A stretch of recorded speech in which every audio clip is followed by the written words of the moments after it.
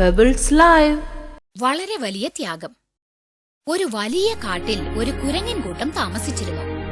കുരങ്ങുകൾ സമാധാനമായി ജീവിച്ചു വന്നു.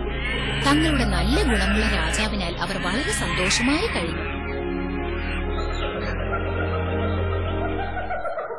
ഒരു ദിവസം കുരങ്ങുകളുടെ രാജാവ് തന്റെ പ്രജകളെ വിളിച്ചു. പ്രിയപ്പെട്ടവരെ, നാം വളരെ കാലമായി സന്തോഷമായി മാവിന്മേൽ ജീവിച്ചുകൊണ്ടിരിക്കുകയാണ്. എങ്കിലും എന്തെങ്കിലും പ്രശ്നം വരുമോ എന്നാണ് എന്റെ പേടി. രാജാവേ, എന്താണ് ഇങ്ങനെ തോന്നാൻ കാരണം? മനുഷ്യർ മാമ്പഴം കഴിച്ചിട്ടില്ല. അവർ മാമ്പഴത്തിന്റെ രുചി അറിഞ്ഞാൽ അത് നമുക്ക് ആപത്തിൽ കലാശിക്കും. നമ്മൾ അതിന് എന്താണ് ചെയ്യേണ്ടത്?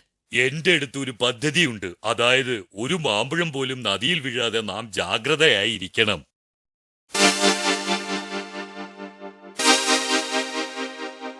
വളരെ ശ്രദ്ധിച്ചിരുന്നിട്ടും ഒരു മാമ്പഴം വെള്ളത്തിൽ വീണു. മീൻ പിടിച്ചുകൊണ്ടിരുന്ന ഒരു മുക്കുവിന് നദിയിൽ നിന്നും ആ മാമ്പഴം കിട്ടി. ആഹാ, ഇതെന്താണിത്? എന്റെ കൂട്ടുകാരോട് ചോദിച്ചു നോക്കാം. മുക്കുവൻ ആ മാമ്പഴം കൂട്ടുകാരെ കാണിച്ചു.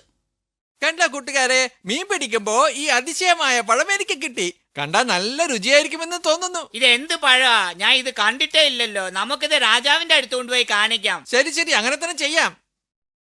മുക്കുവൻ രാജാവിന്റെ അരമനയിലേക്ക് ചെന്നു. രാജാവേ, നമസ്കാരം. ഈ പഴം എനിക്ക് മീൻ പിടിക്കുമ്പോ കിട്ടിയതാ. മന്ത്രി, ഇതെന്ത് പഴമാണ്?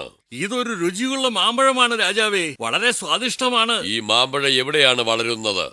കാട്ടിൻ നടുവിലാണ് രാജാവേ. അങ്ങനെയോ? നാം നാളെ തന്നെ ആ കാട്ടിലേക്ക് ചെല്ലണം. വേണ്ട ഏർപ്പാടുകൾ ചെയ്യൂ. അങ്ങനെ ആകട്ടെ. പിറ്റേ ദിവസം കാലത്ത് രാജാവ് തന്റെ പടയോടെ ആ കാട്ടിൽ യാത്ര ചെയ്തു. അവർ കാട്ടിൽ വന്നു ചേർന്നു. കുരങ്ങുകൾ ആശ്ചര്യപ്പെട്ടു. ആശ്ചര്യത്തിൽ അവർ അങ്ങുമിങ്ങും ഓടി കൂവി വിളിച്ചു. എന്ത് ശബ്ദമാണത്? കുരങ്ങുകളാണ് രാജാവേ. അങ്ങനെയോ? മാമ്പഴത്തോടുകൂടി കുരങ്ങിന്റെ മാംസവും കഴിക്കാം. സബാഷ്! കുരങ്ങുകൾ ആകെ ഞെട്ടിപ്പോയി. കാവൽക്കാർ കുരങ്ങുകളെ വേട്ടയാടാൻ തുടങ്ങി. അയ്യോ അയ്യോ, നമ്മൾ കുടുങ്ങിയല്ലോ. എന്തിനിങ്ങനെ പേടിക്കുന്നു? ഞാനൊരു വഴി കാണിക്കാം. ഞാൻ പറയുന്നത് പോലെ നിങ്ങൾ പ്രവർത്തിക്കണം. നിങ്ങൾ എല്ലാവരും ആ ആൽമരത്തിന്റെ അടുത്ത് ചെല്ലുക. നാം നദി കടന്നാൽ ജീവൻ രക്ഷപ്പെടും. ഇപ്പോൾ നിങ്ങൾ നീളവും ബലവുമുള്ള ഒരു വള്ളിക്കൊടി എടുക്കുക. അതിന്റെ ഒരു അറ്റം ആ ആൽമരത്തിൽ കെട്ടുക. മറ്റൊരറ്റം എന്റെ അടുത്ത് തരിക. ഇപ്പോൾ നിങ്ങൾ ഞാൻ പറയുന്നത് പോലെ ചെയ്യണം. ഞാൻ ഈ നദി കടന്ന് അക്കരെയുള്ള ആൽമരത്തിന്റെ അടുത്തേക്ക് ചാടിച്ചെല്ലാം. നിങ്ങൾ ഓരോരുത്തരായി വള്ളിക്കൊടിയെ പിടിച്ചുകൊണ്ട് നദി കടന്ന് അക്കരെ ചെല്ലുക. കുരങ്ങുകളുടെ രാജാവ് വള്ളിക്കൊടി തന്റെ അരക്കെട്ടിൽ കെട്ടി. എന്നിട്ട് നദി കടന്നു. എന്നാൽ വള്ളിക്കൊടിയുടെ നീളം കുറഞ്ഞു പോയതുകൊണ്ട് കുരങ്ങ് രാജാവ് നദി ചാടി കുതിച്ചപ്പോൾ അക്കരയിലുള്ള ആൽമരത്തിന്റെ ചില്ലകളിൽ എത്തിയില്ല. അതുകൊണ്ടത് മരത്തിൻ ചില്ലയെ വലിച്ചു പിടിച്ച് ചില്ലയോട് തന്നെ ചേർത്ത് ഒരു പാലമാക്കി. കുരങ്ങുകൾ ഓരോരുത്തരായി അക്കരെ കടന്നു. എല്ലാ കുരങ്ങുകളും ഇങ്ങനെ അക്കരയെത്തി. വേഗം വരൂ സ്നേഹിത. എന്റെ കൈകാലുകൾ ക്ഷീണിച്ചു തുടങ്ങി. എത്ര നേരം എനിക്കിങ്ങനെ പിടിച്ച് തൂങ്ങാൻ കഴിയും? അവസാനം ചാടിയ കുരങ്ങ് വളരെ മോശക്കാരനായിരുന്നു. അതിന് രാജാവിനോട് അസൂയയുണ്ടായിരുന്നു. ഞാൻ രാജാവാകാൻ ഇതാണ് നല്ല സന്ദർഭം. ഞാൻ അക്കരെ എത്തിയ ഉടനെ ഇവരെയൊക്കെ വെള്ളത്തിൽ തള്ളിയിട്ടേക്കാം. ആ മോശമായ കുരങ്ങ് നദി കടക്കുമ്പോൾ രാജാവിന്റെ മേലെ കുതിച്ചു. മുഴുവൻ ബലവും ഉപയോഗിച്ച് മോശക്കാരൻ കുരങ്ങ് ക്രൂരമായി നദിയിൽ തള്ളി. വള്ളിക്കൊടി ഒടിഞ്ഞ് കുരങ്ങ് രാജാവ് നദിയിൽ വീണു. അവൻ നദിയിൽ വീണ് പാറയിൽ ഇടിച്ചു. കുരങ്ങുകൾ മുഴുവനും മനസ്താപത്തോടെ ഈ ദുഷ്പ്രവൃത്തി കണ്ടു. കുരങ്ങുകളുടെ രാജാവിനെ ആരും സഹായിക്കാൻ വന്നില്ല.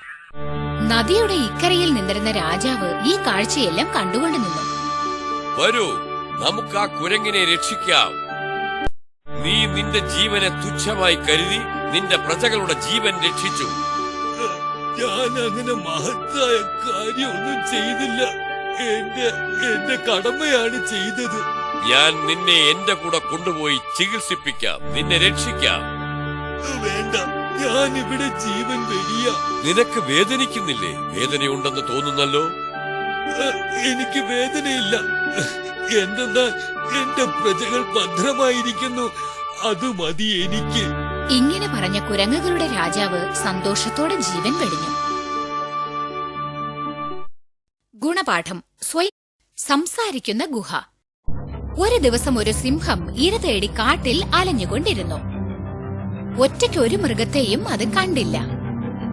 അത് ഒരിരയുടെ പിന്നാലെ ഓടി.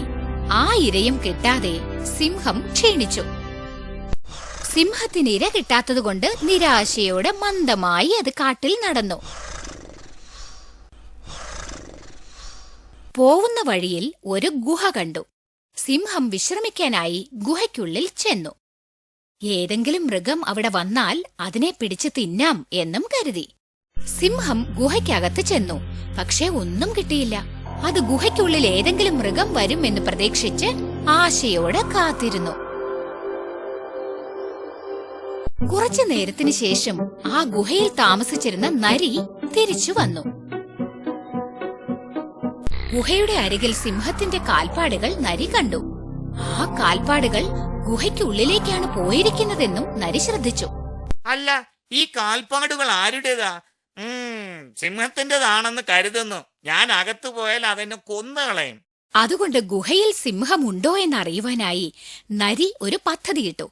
അതുപ്രകാരം അത് ആ ഗുഹയോട് ശബ്ദത്തിൽ പറഞ്ഞു, ഹോ ഗുഹയേ, ഹോ ഗുഹയേ. ഗുഹയിൽ നിന്ന് ഒരു ഉത്തരവും വന്നില്ല.